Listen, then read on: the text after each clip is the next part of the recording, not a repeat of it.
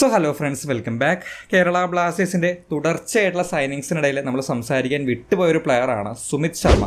Young പ്ലെയറാണ്, 18 വയസ്സ് മാത്രമേ പ്രായമുള്ളൂ. മണിപ്പൂർ സ്വദേശിയാണ്. സെൻറ്റർ ബാക്ക് പോസ്റ്റിലാണ് അദ്ദേഹം കളിക്കുന്നത്. പ്രധാനമായിട്ടും റീസെൻ്റായിട്ട് ഇന്ത്യയുടെ അണ്ടർ 19, അണ്ടർ 20 ടീമുകൾക്ക് വേണ്ടി കളിച്ചിട്ടുള്ള ഒരു പ്ലെയർ കൂടിയാണ്. സോ അത് കേൾക്കുമ്പോൾ നമുക്ക് ഏകദേശം ഉറപ്പിക്കാം ഒരു ടാലൻ്റ് ആണ്. ഓൾറെഡി നാഷണൽ ടീമിൻ്റെ ജൂനിയർ ടീമിന് വേണ്ടി കളിക്കാൻ സാധിച്ചു എന്ന് പറയുമ്പോൾ ഒരു പ്രോമിസിംഗ് ടാലൻ്റ് ആണെന്നുള്ളത് നമുക്ക് അവിടെ തന്നെ വെച്ച് ഉറപ്പിക്കാൻ പറ്റും. എന്തായാലും ആ മാച്ചുകൾ റീസെൻ്റായിട്ട് അണ്ടർ 19 സാഫ് ചാമ്പ്യൻഷിപ്പ് ഉണ്ടായിരുന്നു. ഇന്ത്യ ചാമ്പ്യന്മാരായ അണ്ടർ 19 ടീം ചാമ്പ്യന്മാരായ ടൂർണമെൻ്റ് ആണ്. ആ ടൂർണമെൻറ്റിലെ 4 മാച്ചുകളിൽ 4 എണ്ണത്തിലും ഇദ്ദേഹം കളിച്ചിട്ടുണ്ട്. അതുപോലെ തന്നെ അദ്ദേഹത്തിൻ്റെ അക്കാദമി ടീം റിലയൻസ് ഫൗണ്ടേഷൻ്റെ ലീഗിൽ കളിച്ചിട്ടുള്ള കുറച്ച് മാച്ചുകളും കണ്ടു. ഇതിൻ്റെ ബേസിലാണ് നമ്മൾ അദ്ദേഹത്തെ സംസാരിക്കാനുള്ളത്.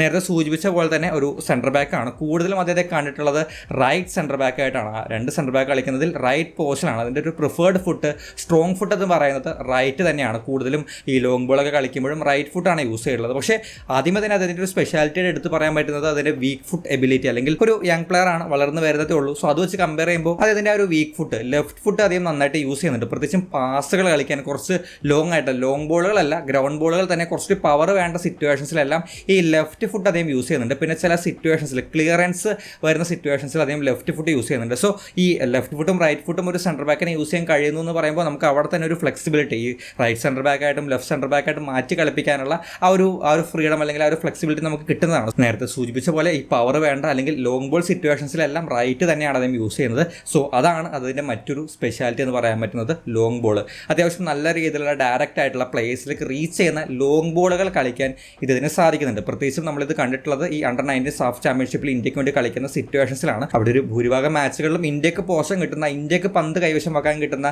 ഒരു സിറ്റുവേഷൻസിലാണ് നമ്മൾ കാണുന്നത്. അവിടെ മാക്സിമം ഈ പറഞ്ഞ പോലെ ഒരുപാട് പ്രഷറോ അല്ലെങ്കിൽ ഓപ്പണൻസ് അത്ര വലിയ രീതിയിലൊന്നും ഇന്ത്യയെ ആ ഒരു ബിൽഡപ്പ് ഫേസിൽ പ്രസ് ചെയ്യുന്നതൊന്നും കണ്ടിരുന്നില്ല. പക്ഷേ ആ സിറ്റുവേഷൻസിലും ഇദ്ദേഹം കൊടുക്കുന്ന ലോങ് ബോളുകൾക്ക് ഒരു പ്രത്യേക ക്വാളിറ്റി അല്ലെങ്കിൽ അവിടെ ഒരു പ്രോമിസിങ് രീതി നമുക്ക് ഫീൽ ചെയ്യാൻ സാധിച്ചിരുന്നു. പ്രത്യേകിച്ചും ആ ടൂർണമെൻറ്റിൽ തന്നെ ഒരു അസിസ്റ്റ് ഉള്ള ഒരു പ്ലെയറാണ്. ഇതേപോലെ തന്നെ വൈഡിൽ ഓവർലാപ്പ് ചെയ്യുന്ന ഒരു പ്ലെയറിലേക്ക് ഒരു ലോങ് ബോൾ വെച്ചു കൊടുത്ത് ആ റൺ ഐഡൻറ്റിഫൈ ചെയ്ത് ആ ഒരു പ്ലെയറിനെ കണ്ടെത്തുന്നുണ്ട്.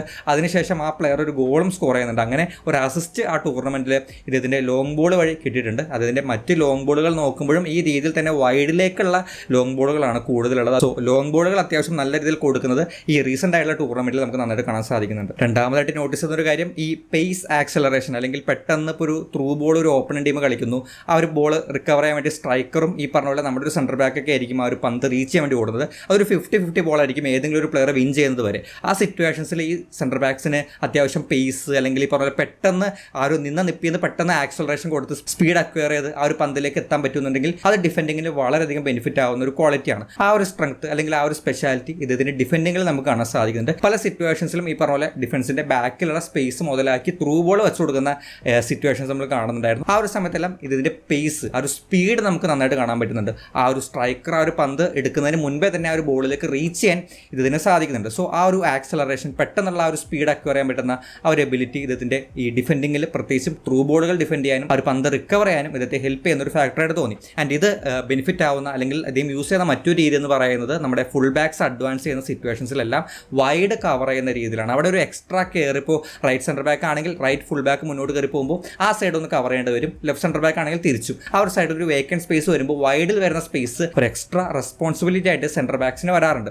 ഈ പറഞ്ഞ ത്രൂ ബോൾസ് റിക്കവർ ചെയ്യുന്ന സിറ്റുവേഷൻസിലെല്ലാം നമ്മൾ കാണുന്നത് ഈ വൈഡിലേക്കുള്ളത് ഇതിൻ്റെ ഓട്ടമാണ്. ആ വൈഡിലേക്ക് പോകുമ്പോൾ കുറച്ചുകൂടി കൂടുതൽ ഡിസ്റ്റൻസ് കവർ ചെയ്യേണ്ട ഒരു ആവശ്യവും ഇതിന് വരുന്നുണ്ട്. പക്ഷെ അവിടെയും ഈ പേസ് യൂസ് ചെയ്ത് ഓപ്പൺ ടീമിൻ്റെ ആ ഒരു പ്ലെയർ പന്തെടുക്കുന്നതിന് മുൻപേ തന്നെ ഇതിനെ ഒരു പന്തിലേക്ക് റീച്ച് ചെയ്യാൻ സാധിക്കുന്നുണ്ട്. ഇനി റീച്ച് ചെയ്യാൻ സാധിച്ചില്ലെങ്കിൽ ആ ഒരു പ്ലെയറിന് ഇമ്മീഡിയറ്റ് ആയിട്ട് ആ ഒരു സ്പേസ് അല്ലെങ്കിൽ ആ ഒരു പ്ലെയറിൻ്റെ ഫ്രണ്ടിലേക്ക് പോകാനുള്ള സ്പേസ് കവർ ചെയ്ത് ഒരു ഷീൽഡ് ചെയ്യുന്ന രീതിയിൽ അല്ലെങ്കിൽ ക്ലോസ് ഡൗൺ ചെയ്യുന്ന രീതിയിലേക്ക് മുന്നോട്ട് കയറി നിൽക്കാനും ഇതിന് സാധിക്കുന്നുണ്ടായിരുന്നു. സോ പേസ് കൊണ്ട് ഈ പറഞ്ഞ പെട്ടെന്ന് ആക്സിലറേറ്റ് ചെയ്ത് പെട്ടെന്ന് ത്രൂ ബോളുകൾ റിക്കവർ ചെയ്യാനുള്ള ആ ഒരു എബിലിറ്റി അല്ലെങ്കിൽ ആ ഒരു സ്പീഡ് ഇതിൻ്റെ ഒരു മറ്റൊരു സ്പെഷ്യാലിറ്റി ആയിട്ട് പറയാം. മൂന്നാമതായിട്ട് പാസിംഗ് ആണ്. നേരത്തെ പറഞ്ഞ പോലെ ഒരുപാട് പന്ത് കൈവശം വെക്കാൻ അവസരം ആ ഒരു മാച്ചിൽ അല്ലെങ്കിൽ ആ ടൂർണമെൻറ്റിൽ ഇന്ത്യക്ക് കിട്ടുന്നുണ്ടായിരുന്നു. അവിടെ കൂടുതലും ബിൽഡപ്പ് ഫ്രം ബാക്ക് അധികം പണിയൊന്നും ഇതിന് ഉണ്ടായിരുന്നില്ല. ഈ പറഞ്ഞ പോലെ ഫ്രണ്ടിൽ ആ ഒരു സെൻട്രൽ മിഡ്ഫീൽഡറും ഡിഫൻസീവ് മിഡ്ഫീൽഡറിനൊക്കെ ഇഷ്ടം പോലെ പന്ത് കൈവശം വെക്കാനും അവർക്ക് മുന്നോട്ട് കളിച്ചു പോകാനൊക്കെയുള്ള ഒരുപാട് സാഹചര്യം ആ ഒരു മാച്ചിലുണ്ടായിരുന്നു. അതുകൊണ്ട് തന്നെ ഒരു വലിയ രീതിയിൽ ബിൽഡപ്പ് സിറ്റുവേഷൻ ഇദ്ദേഹം എങ്ങനെ ഹാൻഡിൽ ചെയ്യുന്നുള്ളത് നമ്മൾ കണ്ടിട്ടില്ല. പക്ഷേ പാസ്, ചില സിറ്റുവേഷൻസിൽ ചില ഫൈൻഡിങ്സ്, സെൻറ്ററിൽ ഫ്രീ ആയിട്ട് നിൽക്കുന്ന ഒരു പ്ലെയറിനെ ഗ്യാപ്പിലൂടെ പാസ് വെച്ച് ഫൈൻഡ് ചെയ്യുന്ന അത്തരത്തിലുള്ള കുറച്ച് മൂവ്മെൻറ്റ്സ് അത് ഈ ലെഫ്റ്റ് ഫുട്ട് കൊണ്ടും റൈറ്റ് ഫുട്ട് കൊണ്ടും കൂടുതൽ നമ്മൾ കണ്ടിരുന്നു. ആ സിറ്റുവേഷൻസിലെല്ലാം നമുക്കൊരു ബോൾ പ്ലേയിങ് ആയിട്ട് ഡെവലപ്പ് ചെയ്തെടുക്കാൻ പറ്റുന്ന ഒരു എബിലിറ്റി അല്ലെങ്കിൽ അത്തരത്തിലൊരു സ്പാർക്ക് നമുക്ക് കാണാൻ സാധിച്ചു. പക്ഷേ ഇവിടെ കൂടുതലും എന്നെ എക്സൈറ്റ് ചെയ്ത അല്ലെങ്കിൽ കുറച്ചുകൂടി എനിക്ക് ഇമ്പ്രസീവായിട്ട് തോന്നിയ ഒരു എബിലിറ്റി എന്ന് പറയുന്നത് ഈ ബിൽഡപ്പ് സിറ്റുവേഷൻസിൽ അദ്ദേഹം എടുക്കുന്ന ഒരു റെസ്പോൺസിബിലിറ്റിയാണ്. ഇപ്പോൾ ചില സിറ്റുവേഷൻസിൽ ഈ ബാക്കിൽ പ്രഷർ വരുന്ന സിറ്റുവേഷൻസ് ഉണ്ടാവാം. അവിടെ ഒരു പ്ലെയറിലൊക്കെ പാസ് കൊടുക്കുമ്പോൾ തിരിച്ച് ഈ സെൻറ്റർ ബാക്കിന് പാസ് റിസീവ് ചെയ്യാൻ ആ ഒരു പാസിംഗ് ലൈൻ ചിലപ്പോൾ ഈ ഓപ്പൺ ടീം കട്ട് ചെയ്തിരിക്കും. പാസിംഗ് ലൈൻ കട്ട് ചെയ്ത് കഴിഞ്ഞാൽ തിരിച്ച് സെൻറ്റർ ബാക്കിലേക്ക് പാസ് കൊടുക്കാൻ സാധിക്കില്ല. അപ്പോൾ ഓട്ടോമാറ്റിക്കലി ആ പാസ് കിട്ടുന്ന പ്ലെയർ മറ്റൊരു സെൻറ്റർ ബാക്ക് ആയിരിക്കാം, അല്ലെങ്കിൽ ഫുൾ ബാക്ക് ആയിരിക്കാം. ആ ഒരു പ്ലെയർ അണ്ടർ പ്രഷറിലാവും. ചിലപ്പോൾ ആ ഒരു പ്ലെയറിന് പാസിംഗ് ഓപ്ഷൻസ് ഉണ്ടാവണമെന്നില്ല.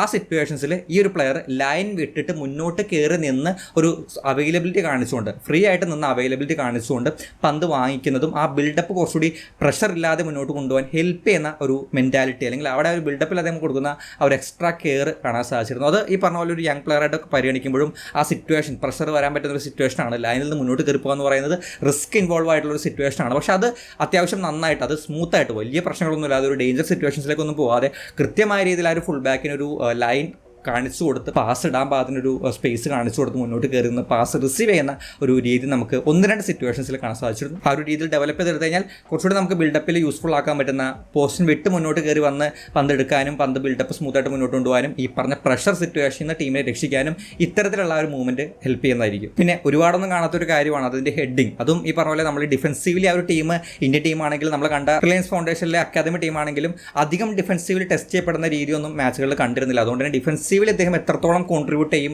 എത്രത്തോളം ഇതിൻ്റെ ഒരു മികവുണ്ടെന്നുള്ളത് പൂർണ്ണമായിട്ടും നമുക്ക് ഐഡൻറ്റിഫൈ ചെയ്യാൻ സാധിച്ചിട്ടില്ല. അത് ബ്ലാസ്റ്റേഴ്സിൽ ഇനി മാച്ചുകൾ കളിക്കുകയാണെങ്കിൽ നമുക്ക് അപ്പോൾ മനസ്സിലാക്കാൻ പറ്റുന്ന ഒരു കാര്യമായിരിക്കും. പക്ഷേ ചില ക്രോസുകൾ വരുന്ന സമയത്ത് ഹെഡർ ക്ലിയറൻസുകളും ഹെഡ് ചെയ്ത ഒരു പന്ത് ഒഴിവാക്കുന്ന സിറ്റുവേഷൻസ് ഒക്കെ കാണാൻ സാധിച്ചിരുന്നു. അവിടെ അത്യാവശ്യം നന്നായിട്ട് വന്നിട്ടുണ്ടായിരുന്നു. പിന്നെ ഒരു കോർണർ സിറ്റുവേഷനിൽ ഇദ്ദേഹം ഹെഡ് ചെയ്ത് ഒരു അറ്റംപ്റ്റിന് ശ്രമിക്കുന്നുണ്ട്. സോ ഒരു സെൻറ്റർ ബാക്ക് എന്ന് പറയുമ്പോൾ ഈ പറഞ്ഞ പോലെ ഏരിയൽ ബോൾസ് ഒരുപാട് ഡീൽ ചെയ്യേണ്ട ഒരു സിറ്റുവേഷൻ അവർക്ക് എന്തായാലും വരും. സോ ആ സിറ്റുവേഷൻസിലും അത്യാവശ്യം കൊണ്ട് നിർത്താൻ പറ്റുന്ന ഒരു കോൺഫിഡൻസ് ഇദ്ദേഹം തരുന്നുണ്ട്. പിന്നെ നേരത്തെ പറഞ്ഞ പോലെ ഈ ഡിഫൻസീവിൽ അധികം ടെസ്റ്റ് ചെയ്യപ്പെടാത്തതുകൊണ്ട് തന്നെ ഒരുപാട് ടാക്കിൾസോ അല്ലെങ്കിൽ ഒരുപാട് റിക്കവറീസ് ഒന്നും കണ്ടിരുന്നില്ല. പക്ഷേ ഇന്ത്യൻ ടീമിൽ അദ്ദേഹം കളിക്കുമ്പോഴും ഈ പറഞ്ഞ പോലെ അക്കാദമി ടീമിനെ കളിക്കുമ്പോഴുള്ള ഒരു ക്വാളിറ്റി ഡിഫറൻസ് ഞാൻ പ്രത്യേകിച്ച് നോട്ടീസ് ചെയ്തതാണ്. പക്ഷേ ഒരു വലിയ സ്റ്റേജിൽ കുറച്ചുകൂടി നല്ലൊരു ക്വാളിറ്റി കോച്ചിൻ്റെ അണ്ടറിൽ, കുറച്ചുകൂടി ഫെസിലിറ്റീസിൻ്റെ അണ്ടറിൽ ഇദ്ദേഹം പെർഫോം ചെയ്തതായിരിക്കാം. പക്ഷേ അക്കാദമി ടീമിലെ ഇതിൻ്റെ ചില മാച്ചുകളിൽ കുറച്ച് ഈ പറഞ്ഞ പോലെ ടൈമിങ്ങിലല്ലാത്ത ടാക്കിൾസും റിക്കവർ ചെയ്യുമ്പോൾ ഈ 1v1 സിറ്റുവേഷൻസിലെല്ലാം പൂർണ്ണമായിട്ടും അത് റിക്കവർ ചെയ്യാൻ പറ്റാത്ത അത്തരത്തിലുള്ള, അത് കുറച്ചുകൂടി പഴയ മാച്ചസ് ആണ്. അതുകൊണ്ടായിരിക്കാം കുറച്ചുകൂടി ഒരു വലിയ സ്റ്റേജിൽ കുറച്ചുകൂടി ഒരു ഗൈഡൻസ് കിട്ടിക്കഴിഞ്ഞപ്പോൾ അദ്ദേഹം ഈ പറഞ്ഞ പോലെ സാഫ് ചാമ്പ്യൻഷിപ്പിൽ അദ്ദേഹത്തിൻ്റെ ഡിഫെൻഡിങ് ഈ സിറ്റുവേഷനിൽ വന്ന സിറ്റുവേഷൻ അദ്ദേഹം ഫേസ് ചെയ്യേണ്ട സിറ്റുവേഷനിൽ നന്നായിട്ട് വന്നിട്ടുണ്ടായിരുന്നു. പക്ഷേ ഈ പറഞ്ഞ പോലെ അക്കാദമി ടീമിലേക്ക് വരുമ്പോൾ അവിടെ ടാക്കിൾസ് അല്ലെങ്കിൽ ഈ പറഞ്ഞ പോലെ റിക്കവറീസിലെല്ലാം ഒരു ടൈമിങ്ങിൻ്റെ പ്രശ്നം, പിന്നെ 1v1 സിറ്റുവേഷൻസിലെല്ലാം ഒരു ഫെയിൽ ആവുന്ന രീതിയിലൊക്കെ നമ്മൾ കാണുന്നുണ്ടായിരുന്നു. സോ ടോട്ടലി പറയുകയാണെങ്കിൽ നമുക്ക് എന്തുകൊണ്ടും ഈ പറഞ്ഞ പോലെ ഒരു യങ് പ്ലെയർ, അതുപോലെ തന്നെ ഓൾറെഡി നാഷണൽ ടീമിൽ കളിച്ച ഒരു എക്സ്പോഷർ ഉള്ള ഒരു പ്ലെയർ, ഇനിയും ഒരു പക്ഷേ ഇന്ത്യൻ ടീമിൽ അവസരം കിട്ടാൻ ചാൻസ് ഉള്ള ഒരു പ്ലെയർ തന്നെയാണ്. സോ അങ്ങനെ ഒരു പ്ലെയറിനെ നമുക്ക് സൈൻ ചെയ്യാൻ സാധിച്ചത്, പ്രത്യേകിച്ചും ആ ഒരു അണ്ടർ-19 ടീമിൻ്റെ ആ ഒരു സാഫ് ചാമ്പ്യൻഷിപ്പ് മാച്ച് കണ്ടറിയാം. അതിൽ എല്ലാ പ്ലേയേഴ്സും അടിപൊളിയാണ്. അവരെല്ലാവർക്കും ആ ഒരു ക്വാളിറ്റി ഉണ്ട്. എല്ലാവരും വളരെ നന്നായിട്ടാണ് ആ ഒരു ടൂർണമെൻറ്റിലുടനീളം പെർഫോം ചെയ്തിട്ടുള്ളത്. ഓപ്പണൻസ് ദുർബലരാണെങ്കിലും ഇവരുടെ ക്വാളിറ്റി നമുക്ക് കൃത്യമായിട്ട് മനസ്സിലാവുന്നുണ്ടായിരുന്നു. ഒരു ക്രോസ് കൊടുക്കുമ്പോഴും അല്ലെങ്കിൽ ഒരു പാസ് കൊടുക്കുമ്പോഴും അത് ആക്യുറേറ്റ് ആണ്, അത് കൃത്യമാണ്. സോ അത്തരത്തിലൊരു ബേസിക്സ് കിട്ടിയിട്ടുള്ള ഒരു ടീമായിട്ട് എനിക്ക് ആ ഒരു അണ്ടർ-19 ടീം ആ ഒരു മാച്ച് കണ്ടിരിക്കാൻ തന്നെ വളരെ രസമുണ്ടായിരുന്നു. സോ അവിടെ ആ ഒരു ടീമിൽ ചാൻസ് കിട്ടിയ ഒരു പ്ലെയർ എന്ന് പറയുമ്പോൾ അതിൻ്റെ ഗുണം എന്തായാലും ഇദ്ദേഹം കാണിക്കും. സോ നല്ല രീതിയിൽ ഡെവലപ്പ് ചെയ്തെടുത്ത് കഴിഞ്ഞാൽ തീർച്ചയായിട്ടും നമുക്കൊരു നല്ല അസറ്റായിട്ട് ഫ്യൂച്ചറിൽ വരാൻ ചാൻസ് ഉള്ള ഒരു പ്ലെയർ തന്നെയാണ്. അതിൽ യാതൊരു സംശയമില്ല. ഇനി ഇവിടുത്തെ അതിൻ്റെ അവസരം കിട്ടുന്നതും അതുപോലെ തന്നെ ഭാവിയിൽ ഇതിന് എത്രത്തോളം ആ ഒരു ട്രെയിനിങ്ങും കാര്യങ്ങൾ കിട്ടുന്നു അതിനനുസരിച്ചായിരിക്കും ഇതിൻ്റെ ഒരു ഫുൾ പൊട്ടൻഷ്യൽ നമുക്ക് കിട്ടുക. ടീമിൽ ചാൻസ് ഇല്ലെങ്കിൽ ലോണിൽ കൊടുത്ത് തീർച്ചയായിട്ടും ആ ഒരു ഗെയിം ടൈം പ്രൊവൈഡ് ചെയ്ത് ഡെവലപ്പാക്കി എടുക്കാൻ തന്നെയായിരിക്കും ഞാൻ അഭിപ്രായപ്പെടുക ആസ് എ പ്രേക്ഷകൻ എന്ന രീതിയിൽ. സോ എന്തുകൊണ്ടും നല്ലൊരു സൈനിങ് തന്നെയാണ്. ഈ പോലെ വളർന്ന് വന്നിട്ട് വിൽക്കാൻ കൊടുക്കുന്ന ഒരു പരിപാടിയാണെങ്കിൽ തീർച്ചയായിട്ടും വലിയ കാര്യമൊന്നുമില്ല, കുറച്ച് നാളത്തേക്ക് ഇതൊരു സേവനം കിട്ടുന്നേ ഉള്ളൂ. പക്ഷേ പ്രോപ്പറായുള്ള ഗൈഡൻസ് കൊടുത്ത് ഒരു ലോങ് കോൺട്രാക്ട് കൊടുത്ത ടീമിൽ നിർത്തുകയാണെങ്കിൽ ഭാവിയിലേക്ക് ഒരു ഇന്ത്യൻ സെൻറ്റർ ബാക്കായിട്ട് കേരള ബ്ലാസ്റ്റേഴ്സിൻ്റെതായിട്ട് ഡെവലപ്പ് ചെയ്തെടുക്കാൻ പറ്റുന്ന ഒരു പ്ലെയർ തന്നെയാണ്. അതായാലും ഈ ഒരു പ്ലെയറിനെ നിങ്ങൾ മാച്ചസ് കണ്ടിട്ടുണ്ടെങ്കിൽ തീർച്ചയായിട്ടും അഭിപ്രായങ്ങൾ കമൻറ്റ് ബോക്സിൽ ഷെയർ ചെയ്യാൻ ശ്രമിക്കാം. നമുക്ക് എന്തായാലും മറ്റൊരു കാണാം. ബൈ.